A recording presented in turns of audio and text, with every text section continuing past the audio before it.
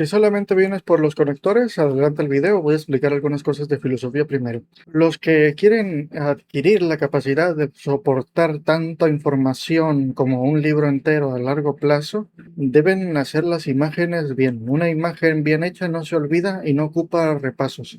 Si haces 10 repasos o más, es que lo hiciste mal. Las imágenes hechas a la ligera se van a la ligera. Esto de las imágenes viene desde Platón con el mundo de las ideas primordiales de las que toda la realidad deviene. También por eso Plotino, cuando le pidieron que posara para que hicieran una estatua de él, él respondió, ¿cómo es que quieren hacer ustedes una imagen de esta imagen? Del mismo modo, memorizar el sonido de las palabras es hacer una imagen de una imagen y se olvida. También por esto está relacionado a cómo en el Génesis dice, y Elohim hizo al hombre y la mujer a su imagen y semejanza.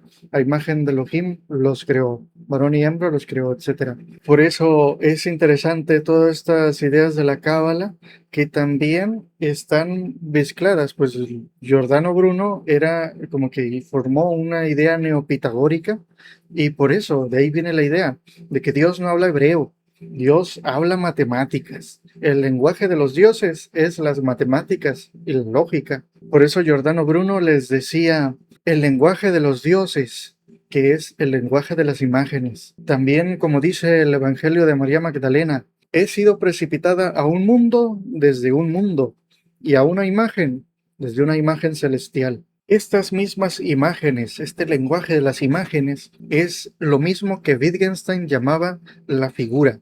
Una figura es, por ejemplo, llueve. Otra figura es está atardeciendo. Así, las imágenes son las que embonan con la realidad y son las que nos permiten recordar. Por eso es imposible sostener a largo plazo algo que no entiendes. Por eso es necesario que las imágenes te permitan entender. Por eso les voy a mostrar esto, le he hecho algunas modificaciones a las cosas estas para explicarlas. Primero les explico. Esto es lógica simbólica. Si ustedes practican la programación o son programadores o estudian programación, ya conocen esto, pero lo conocen de otro modo, como estas reglas del if, del nor, sor, and, etc. Pero estas vienen desde otro modo, desde otro lugar. En algún momento del siglo XX hubo un matemático llamado Frege. Se le ocurrió, pues las matemáticas logran describir la realidad de una manera asombrosa, entonces, pues las matemáticas son parte de la lógica.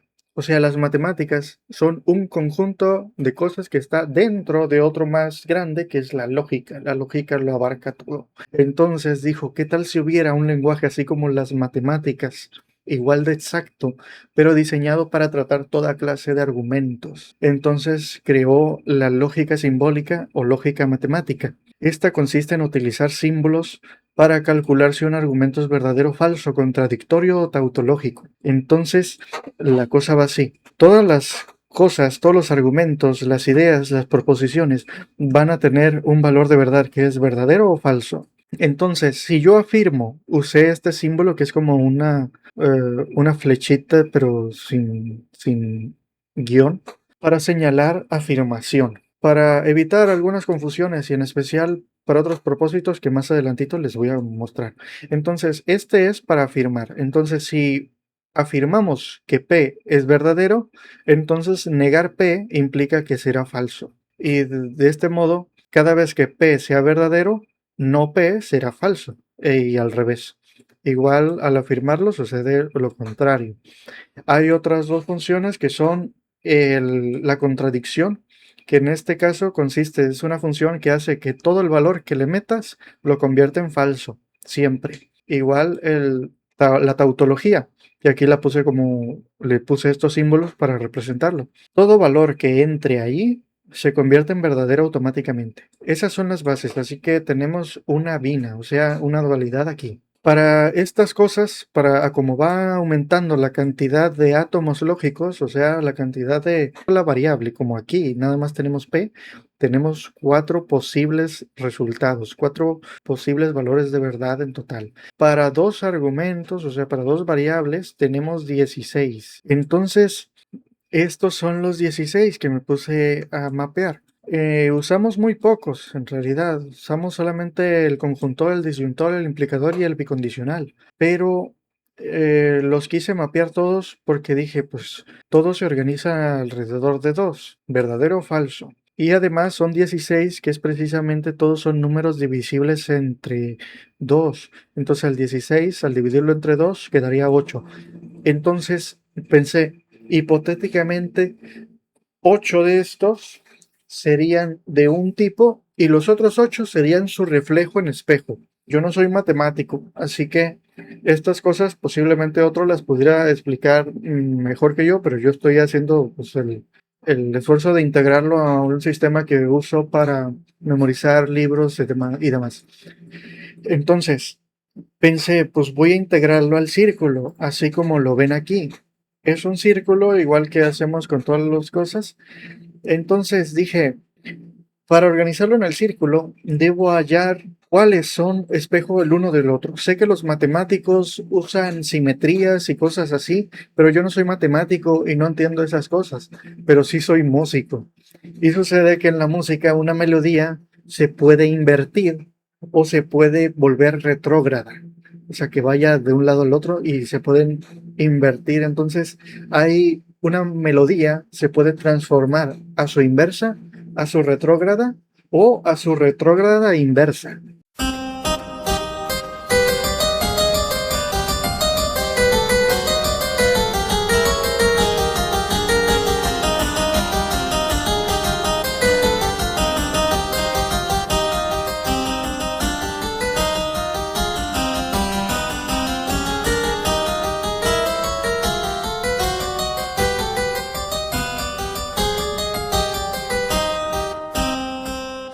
Entonces es una especie de simetría con juegos de espejos así.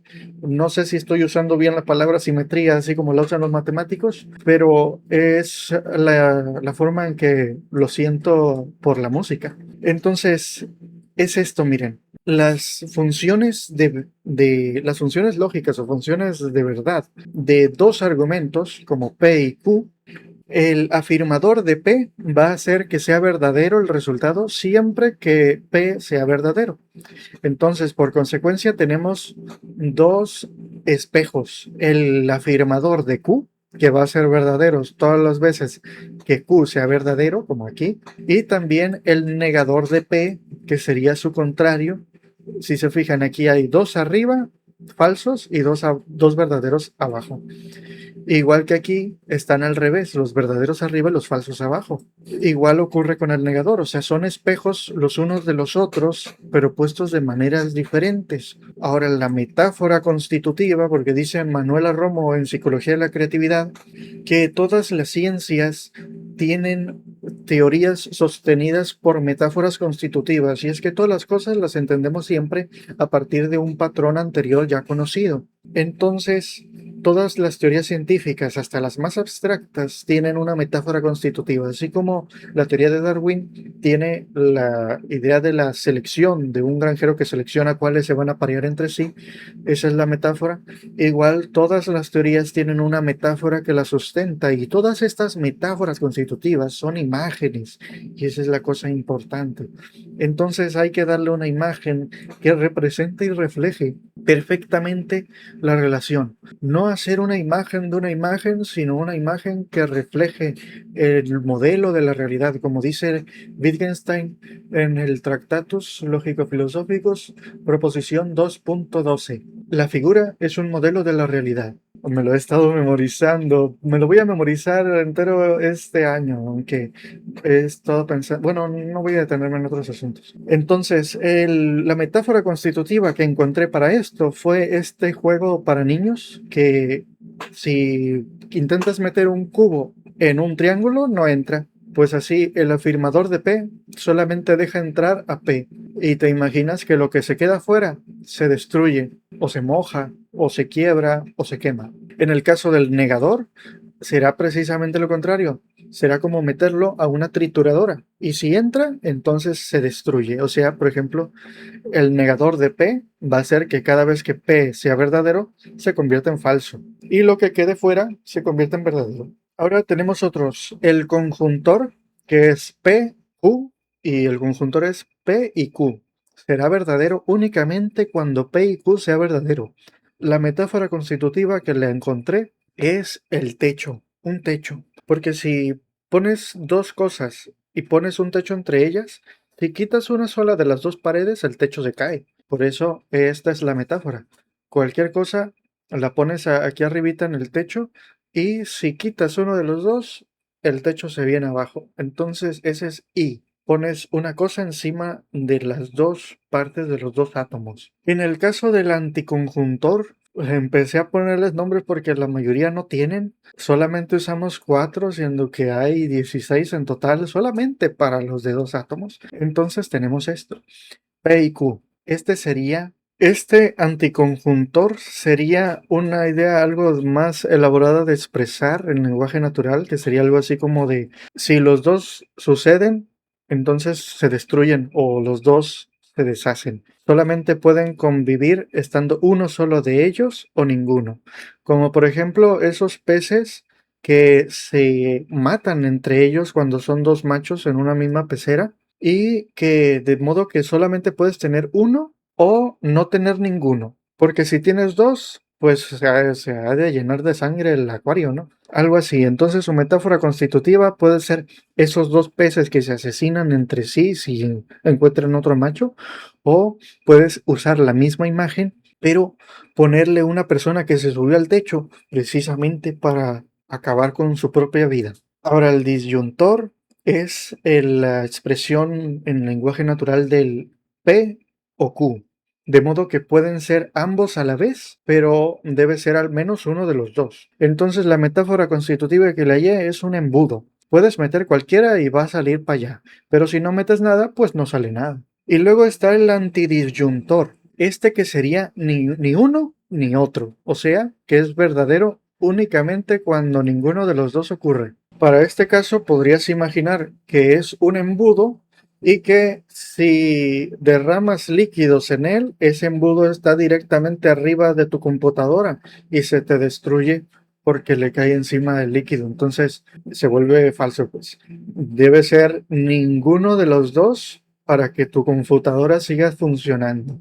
Ahora tenemos el disyuntor exclusivo. Para ese he visto que algunos usan varios símbolos diferentes. Yo uso este. El disyuntor exclusivo es cuando dices P o Q, pero no pueden ser ambos a la vez. Debe ser uno o el otro, pero no ambos al mismo tiempo. Para ese, la metáfora constitutiva que le hallé es el sube y baja. El sube y baja se acciona, puedes imaginar que está conectado a, pues, que de algún modo genera electricidad por el movimiento y que se prende un foco o que se prende un abanico o algo por el movimiento. Así que este solamente se puede mover si tiene peso de un lado o del otro, mientras que el otro lado está vacío. Si hay peso en los dos, no se mueve, y si no hay peso en ninguno, no se mueve. Para el caso del bicondicional, puedes usar la misma imagen, solamente que añadiéndole otra cosa. El bicondicional es cuando dices, esto ocurre sí, solo sí, ocurre aquello también. Esto es verdadero únicamente cuando ambos son verdaderos o cuando ambos son falsos. Puedes imaginarte que aquí en el parque también se reúnen dos novios y si los dos están juntos, se empiezan a manosear. Y si no están allí en el parque, entonces es porque se fueron a manosear a otro lado. Pero si está uno y no está el otro, pues entonces no se pueden manosear. Así es literal, pues cómo se ve el bicondicional. Luego está el contradictor. Bueno, yo le puse así. No es un nombre que exista, pues yo le puse así porque no hay palabras para decirle de otro modo. Este consiste, pues es lo que hace que se vuelva contradictorio. Esa es la función que tiene. Entonces, cualquier valor que entre va a salir falso siempre. Entonces, te puedes imaginar que es una bomba atómica. Entonces, cualquier cosa que le metas la revienta. Y del otro lado, el tautologizador. Te puedes imaginar que, no sé, que es un hongo alucinógeno y que cualquier dato que le metas, pues se pega un viajezote o algo. Ahora vienen los más elaborados con los que más batallé para hallar una imagen. Estos son el implicador, que es verdadero en todo caso, excepto cuando la consecuencia es falso. Para este caso me imaginé que tienes una pistola y que tienes una bomba con detonador. Entonces, si tu pistola es verdadera, no es de juguete, y le disparas al detonador, que es de verdad, explota, y es verdad que explota, pues. Pero si tu pistola es de verdad y el detonador es de juguete, pues entonces no explota. Si tu pistola es falsa, es de juguete, pero el detonador es verdadero, entonces va a explotar porque pues te está detonado, pues es cosa de tiempo. O sea que le dispares o no, va a explotar de todos modos. Y si tanto la pistola como el explosivo son falsos, entonces es una película o es una obra de teatro y pues es verdadero. Hay una explosión hecha con CGI o con alguna otra cosa así digital o con un GIF o algo. Ahora, el antiimplicador, que es un nombre que también le inventé, es básicamente lo mismo que este otro al que preferí llamar parásito, porque es el único ejemplo que se me ocurrió. Pero puesto al revés, y pues lo único que hay que hacer es cambiar de lugar los átomos y se entiende igual. Así que lo explico. Imagínate que Cell es Q y Android 18 es P. Si 18 está viva y Cell está vivo, entonces Cell muere, porque no pudo desarrollarse completamente. Si 18 está viva y Cell muere, pues entonces Cell muere, pues ya se murió. Ahora, si 18 está muerta y Cell está vivo, entonces Cell continúa viviendo, o sea que se la comió, pues. Y si 18 está muerta y Cell está muerto, pues entonces Cell está muerto. Así es la figura, la función lógica de quien no puede vivir a menos que mate a alguien más, como un parásito o un animal carnívoro o algo parecido. Y ahora una que tal vez sea como que más extraña, pero se me ocurrió, se me hace que está buena, es el replicador. Es básicamente lo mismo que el implicador, pero en sentido contrario. Entonces funciona así. Imagínate que estás en medio del Culiacanazo. Chingada madre. Quiero entrar al Oxxo y cerraron los puñetas. Hay carros quemándose y todo, y entonces hay uno aquí, un camión, y aquí viene otro camión y se lo arremanga, lo choca y así, y tú vas en un bocho tuneado aquí arriba, y si este no se quita, entonces vas a chocar y te vas a morir. Entonces, este es el resultado, y este es P y este es Q. Entonces así, si este es verdadero y este es verdadero, entonces chocan y se van para acá, se desaparecen, pues. Entonces, como ya se quitaron del camino, puedes pasar y estás a salvo, estás vivo. Si este es verdadero y este es de goma, pues entonces, como es de goma, pues lo atropella, lo saca volando y tú pasas como si nada. Si este es de goma, o sea, es falso, y este es verdadero, entonces este choca y como es de goma no puede mover al otro, entonces tú te estrellas con el de verdad y te mueres. Y por último, si ambos son de goma, pues entonces tú pasas como si nada, lo arremangas. Ahora les voy a mostrar por qué es interesante formarlo como círculos. Primero, el primer círculo que vimos es verdadero o falso. Todas las cosas se forman en lógica con verdadero o falso. Así que eso nos sirve para orientarnos espacialmente. Y donde vamos a poner los que afirman, como estos de aquí, afirma P o afirma Q, los reemplacé por X o Y. Entonces al otro lado debemos tener negar Y o negar X. Este es X, pues entonces en el mismo anillo está Y, al otro lado en el otro extremo. Y pues este al otro lado también tendría, así como en este lado afirma, en el mismo anillo pero en el lado contrario niega, y así. Y los que se parecen más entre ellos a los que afirman son precisamente los que afirman, tienen la misma estructura. Igual los que niegan se parecen entre sí, por eso están uno detrás del otro. Uno es un reflejo del otro en cierto modo, y estos son reflejo el uno del otro, igual que este también es reflejo del que afirma del que niega. Entonces así pues se ve así parecido como en música, una melodía se puede volver inversa o retrógrada. Entonces tenemos, ya que del mismo lado, como vimos acá, que el bicondicional es exactamente lo opuesto al disyuntor exclusivo, porque si fíjense, donde este es falso, este es verdadero, y donde este es falso, este es verdadero. Por eso hay que ponerlos como contrarios. El disyuntor exclusivo y el bicondicional son un reflejo el uno del otro, pero en sentido contrario. Ahora, su más parecido al del bicondicional es el de la tautología, me parece. Y el más parecido al disyuntor exclusivo es la contradicción. Si se fijan, igual que aquí, el conjuntor es exactamente lo contrario al anticonjuntor, que es la flecha de Quine.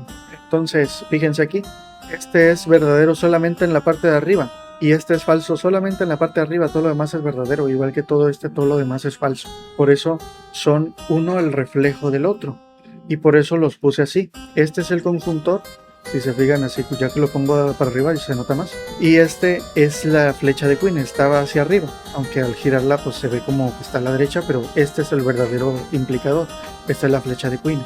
Igual, el más parecido al conjuntor es el disyuntor inclusivo y el más parecido a la flecha de Quine es la daga de Quine.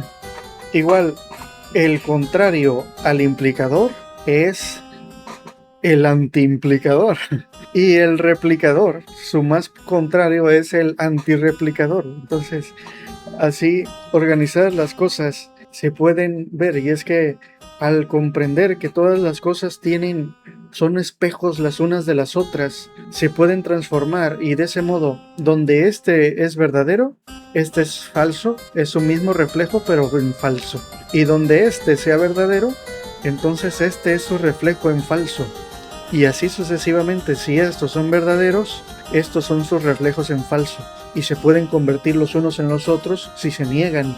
Es una cosa bien interesante, ¿no? Cómo se forman así, y de ese modo lo más genial es que al tenerlo organizado de este modo, es lo que más he pensado y es por eso que lo hice de este modo, es que así como usamos todas las cosas para convertirlas en imágenes y en recordarlas, y parecido a como hice para tratar de usar otras partes del cerebro para hacer multiplicaciones y divisiones, que ha salido bien, igual dije, podríamos hacer los cálculos lógicos, las tablas de valores de verdad de manera casi automática por puras intuiciones visuales y mecánicas. Por eso las hice así. Si le quitas una pared, pues se cae el techo. Entonces de ese modo se pueden organizar todas las cosas, y todas las imágenes que hagas pues simplemente las pones unas encima de otra, y de ese modo ves el resultado de manera tan intuitiva como saber que si sientas a alguien aquí, esto baja y esto sube. Y de ese modo, si agarro varios átomos en mi mente, en mi imaginación, y los pongo a ponerse en un conector lógico, ya puedo intuir de manera visoespacial el resultado sin tener que esforzarme en recordar nada, porque la sola dinámica espacial ya es la respuesta. Y de ese modo otras partes del cerebro se encargan de hacer esos procesos que, vistos solamente así como tablas, son muy difíciles de recordar y de deducir. Y pues de este modo se pueden convertir la lógica en un proceso más intuitivo y fácil de hacer. Este es el poder de Giordano Bruno. La aspiración de crear un espejo del cosmos, que así como fuimos hechos a imagen de Dios, y el cosmos fue hecho a imagen del ser humano, que no es que sea verdadero, sino que conviene pensarlo así. Entonces, del mismo modo, a construir un círculo que sea un espejo del cosmos entero, porque cuanto más te acercas, y es una intuición que decía Giordano Bruno en su tiempo y a su modo, en su propio lenguaje, decía que el alma recibe más fácilmente las cosas verdaderas y perfectas que las cosas deformadas y falsas. Y esto es una intuición desde esos tiempos antiguos, desde 1600, 1580, que se adelantó, por decirlo de algún modo, a las leyes de la Gestalt. Y es que es una cosa de las leyes de la Gestalt, lo pueden buscar, es cosa de la psicología de la Gestalt, que percibimos las cosas no como son, sino como tienen la forma más perfecta que le hallemos. O sea, no percibimos las cosas como realmente son, sino como deberían ser, o como sentimos que deberían ser. Así nuestra mente tiende a cerrar círculos donde no los hay, a cerrar cuadrados y figuras perfectas donde no las hay. Y eso es lo que recordamos más fácilmente, las figuras perfectas. Creo que por eso Giordano se enfocaba tanto y se obsesionaba tanto con la figura geométrica, con los círculos y demás. Porque aspiraba a llegar a las ideas eternas inmutables, al lenguaje de los dioses que el alma puede recibir y contener en su memoria por mucho más tiempo, porque una imagen hecha a la ligera se va a la ligera. Y si han leído el Aleph de Borges, haz de cuenta que la aspiración de Giordano Bruno era construir un Aleph, y eso es lo genial, ¿no? Esto de los círculos, construir algo que refleje todo el universo al mismo tiempo, algo así. Y por eso es esto de las alas, de elevarse, como lo mencionó me parece en la escena de las cenizas. La aspiración de construir esto es elevar la mente hasta la mente de Dios,